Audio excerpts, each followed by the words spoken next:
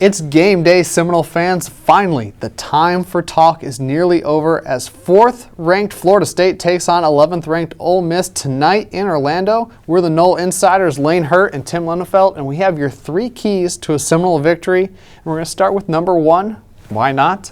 And of course, we're going to start with number 12. Didn't talk about him a lot in the game preview, but obviously redshirt freshman DeAndre Francois making his first career start as a Seminole. It's going to be a key in how he handles the offense. Yeah, what you'd really like to see is DeAndre kind of get off to a nice, easy start, sort of as the cliche goes, get him some easy throws, some handoffs to Dalvin Cook, maybe pick up a few yards and some first downs, let him feel comfortable. From everything we've been able to gather, DeAndre Francois is a cool customer, but this is a pretty tall order going to Monday Night Football, Labor Day, Southeastern Conference opponent in Ole Miss. And oh, by the way, you're in your hometown of Orlando playing in Camping World Stadium, the former Citrus Bowl. There's a lot on his shoulders, and while we expect that he'll probably be able to handle it, I don't know that we should be surprised if there's maybe a few jitters or a few nerves at the beginning. And remember, this is his collegiate debut. He played in the Garnet and Gold game, coincidentally, in Orlando early this year, but this is the first time that he's going to be taking a snap as a college quarterback. So getting him comfortable, getting him to take some deep breaths, get some completions, and the ability to say, hey, I can do this, I belong here, I think that's going to be really important for Florida State early on.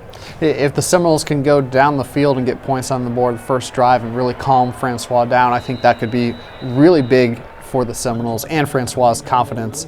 Now, as we move to point number 2, you look at Ole Miss's offensive line versus Florida State's defensive line. We've talked a lot about the confidence Florida State has in that defensive line. A lot of veterans, a lot of guys who are expected to make a big impact. Conversely, Ole Miss doesn't return any starters on the offensive line. They've got guys who've played last year who filled in for injury, but a lot of youth there.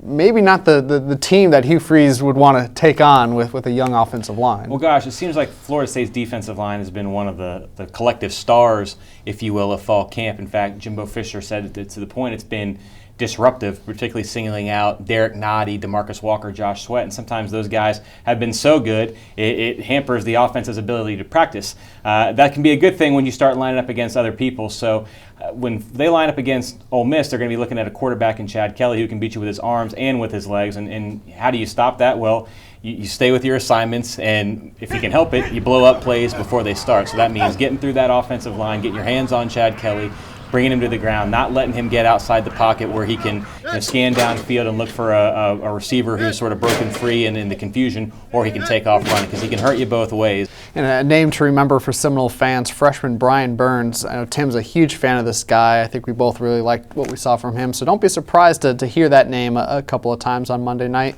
In point 3, we talked about a young starting quarterback for the Seminoles, a young offensive line for the Rebels. It's a Monday night game, first game of the season. Turnovers, penalties, how do you handle jitters? That can really become a factor, especially in an opening game. Sure, and look, it feels like cheating a bit to say that turnovers and penalties are an important part of a football game, because they are for any game, but especially in a game like this magnitude, given the stage, the spotlight, new players making their debuts on both sides of the ball. I wouldn't be surprised if we saw a bit of a sloppy game. I expect a lower scoring type of game, and it's going to come down to both teams will make mistakes. Who's going to make the fewest mistakes? Who's going to make the mistake at the key time? Who's going to turn the ball over in the first quarter rather than in the fourth quarter? And for Florida State, you hope to get all those miscues anytime that you might stub your toe, get those out of the way early on and tighten things up by the fourth quarter. Well, there you have it, Seminole fans. Tim just predicted that, so it'll be a high-scoring, turnover-free game. So naturally, that's how these things happen, right? Book it. Yep.